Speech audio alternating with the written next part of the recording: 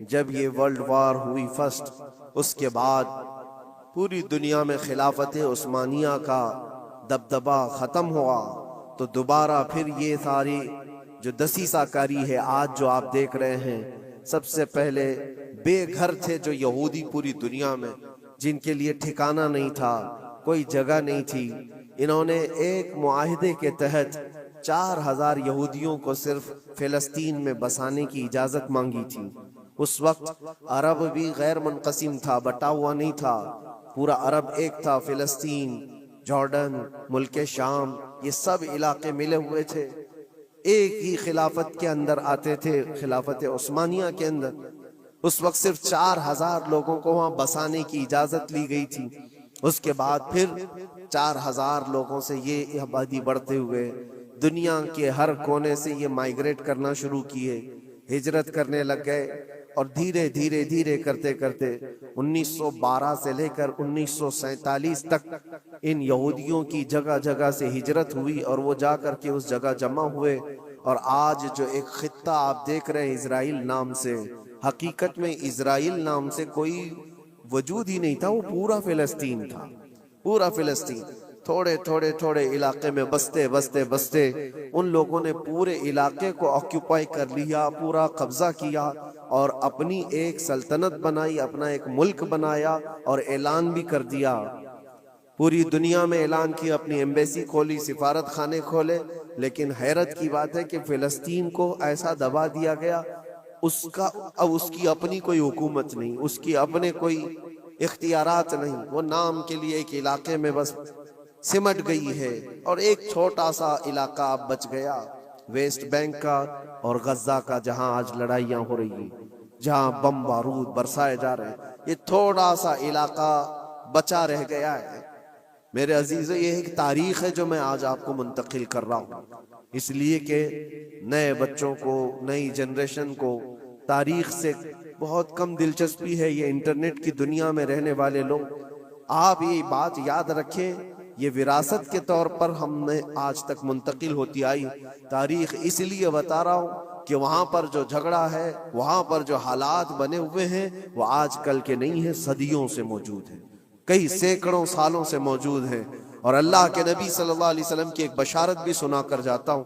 نبی پاک صلی اللہ علیہ وسلم نے فرمایا، میری امت میں ایک جماعت ایسی رہے گی قیامت تک جو بیت المقدس کی حفاظت کے لیے لڑتی رہے گی، اور ان کے مخالفین کا دھوکہ دینا، ان کے مخالفین کا ان پر حملہ کرنا ان کو کچھ نقصان نہیں دے گا، وہ ایمان پر ویسی ہی جمے رہیں گے۔ یہ حضور پاک کی بشارت ہے۔ نبی پاک صلی اللہ علیہ وسلم نے فرمایا ہے کہ وہ دمشق یا بیت المقدس کے آس پاس لوگ ہوں گے، اپنی جانوں کا نذرانہ دیتے، اور حضور نے یہ جب گارنٹی دے دی تو پھر کہنے کی کیا بات ہے۔ حضور نے فرمایا قیامت تک وہ جماعت حق پر قائم رہے گی۔ کسی اور کے لیے اتنی گارنٹی ملتی ہے؟ حدیث پاک میں حضور نے فرمایا ان کے لیے وہ ایک جماعت ایسی ہوگی قیامت تک وہ حق پر قائم رہیں گے، حق پر قائم رہیں گے بیت المقدس کی حفاظت کے لیے۔ آج ان لوگوں کے حالات دیکھتے ہیں ہم۔ پھر میں آپ کو ایک آیت جو شروع میں پڑھا عرض کیے دیتا ہوں۔ رب تعالیٰ فرماتا ہے وَسَيَعْلَمُ الَّذِينَ ظَلَمُوا أَيَّ مُنْقَلَبٍ يَنْقَلِبُونَ، ان قریب ظلم کرنے والے یہ دیکھیں گے کہ اللہ ان کو کس کھائی میں گراتا ہے، کس پلٹی وہ پلٹیں گے، وہ انجام آئے گا۔ کسی بھی ظالم کو چھوڑا نہیں گیا ہے، ظلم کی انتہا ہو گئی، ظلم کی انتہا ہو گئی۔ حیرت ہوتی ہے یہ دنیا آج جو نیوٹرل بنتی ہے، سیکولر بنتی ہے، ان کی زبانوں میں کیا دہی جم گیا ہے۔ ان چھوٹے سے بچوں کی موت پر کوئی دو جملے بولنے کو تیار نہیں، صرف اس لیے کہ مسلمان ہیں، صرف اس لیے کہ وہ ایمان والے ہیں۔ میرے عزیزو، دنیا میں کہیں کسی کی ظلمن موت ہو جائے تو ساری میڈیا چیختی ہے، چلاتی ہے، اور آج جہاں 49,000 لوگوں کو قتل کر دیا گیا، مار دیا گیا، ان کا قصور کیا تھا بتائیں؟ ان کا قصور کیا ہے؟ جنگ جس سے چل رہی ہے اس جماعت کا تو کوئی نشانی نہیں ملتا۔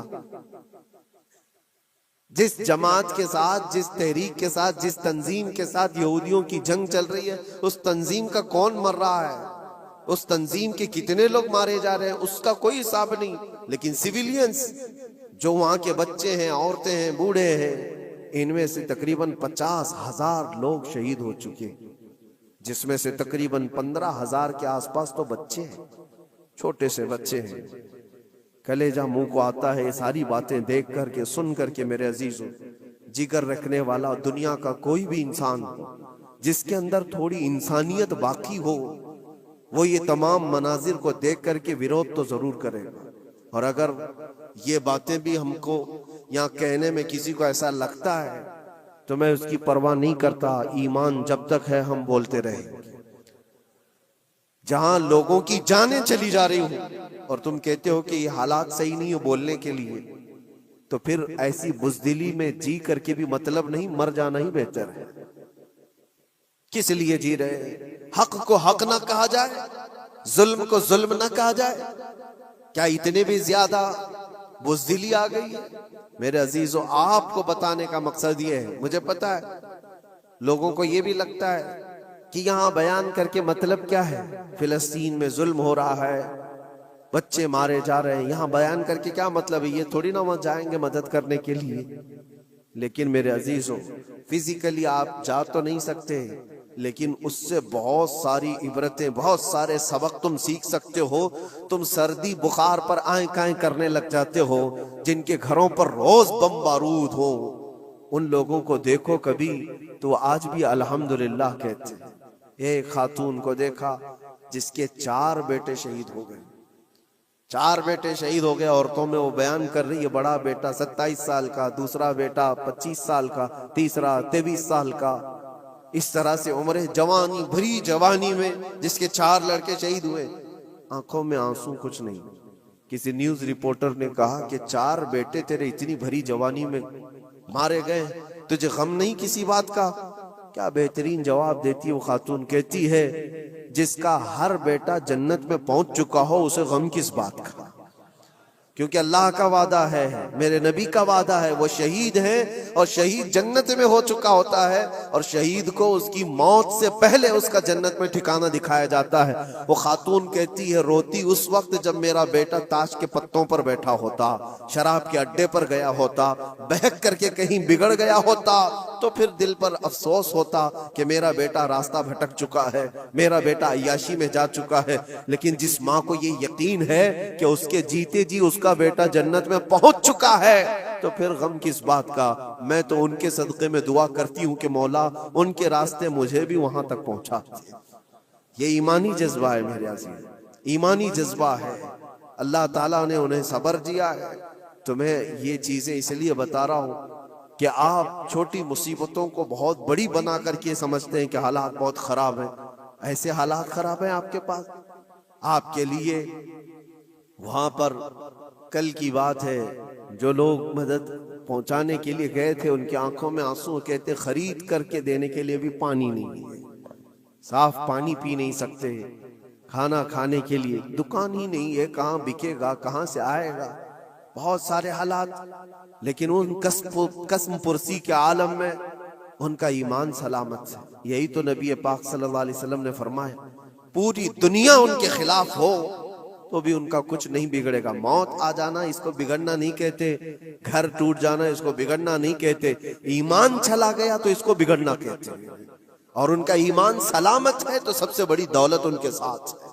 آپ سب اللہ کی بارگاہ میں دعا گو ہو جائیں اور اللہ کریم کی بارگاہ میں گڑ گڑا کر کے مانگیں کہ مولا قبلہ اول بیت المقدس کو پھر سے ہمارے حق میں عطا فرما دیں۔ اور اس کے لیے جنہوں نے اپنی جانوں کا نذرانہ پیش کیا، اپنے مال و جائیداد، اپنے بچے، اپنے عزیز و اقارب کھوئے، اے کریم خدا دنیا میں بھی اور آخرت میں بھی ان کو اجر عظیم عطا فرما۔ وہاں کے شہیدوں کی شہادت کو قبول فرما لے۔ اللہ ان کے بیماروں کو شفا دے دے، ان کی عورتوں کو سہارا دے دے۔ مولا کریم ان کے رزق کے اسباب پیدا کرتے ہیں۔ اے رب العالمین، رمضان کا یہ آخری عشرہ ہے، عید کی خوشیاں سب گھروں میں آتی ہیں، ان بچوں کے گھروں میں بھی عید کی خوشیاں پہنچا دے جن کے باپ اور جن کی مائیں رمضان میں جا چکی ہیں۔ اے کریم خدا ارحم الراحمین، مولا تیرے حبیب پاک صلی اللہ تعالیٰ علیہ وسلم کی امت پاک پر رحم و کرم فرما۔